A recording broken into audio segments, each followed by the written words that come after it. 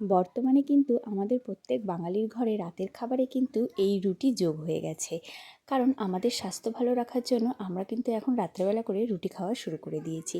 কিন্তু যে স্বাস্থ্য ভালো রাখার জন্য আমরা রুটি খাচ্ছি, সেই রুটিটা খেয়ে কি আমাদের স্বাস্থ্য সত্যিই ভালো থাকছে? কারণ রুটি যদি সঠিক পদ্ধতিতে তৈরিই না হয়, তাহলে কিন্তু সেই রুটির কোনো গুণই থাকে না। যেমন আমরা বেশিরভাগই কিন্তু এই তাওয়াতে সেঁকে নেওয়ার পর কিন্তু ডাইরেক্ট গ্যাসের আগুনে কিন্তু আমরা রুটিগুলোকে সেঁকে নিই। এটা একদমই ভুল, কারণ এই গ্যাসের আগুন থেকে যে দুটো বিষাক্ত গ্যাস নির্গত হয়, সেই গ্যাসগুলি কিন্তু আমাদের শ্বাসযন্ত্র এবং হৃৎপিণ্ডের জন্য ভীষণই খারাপ।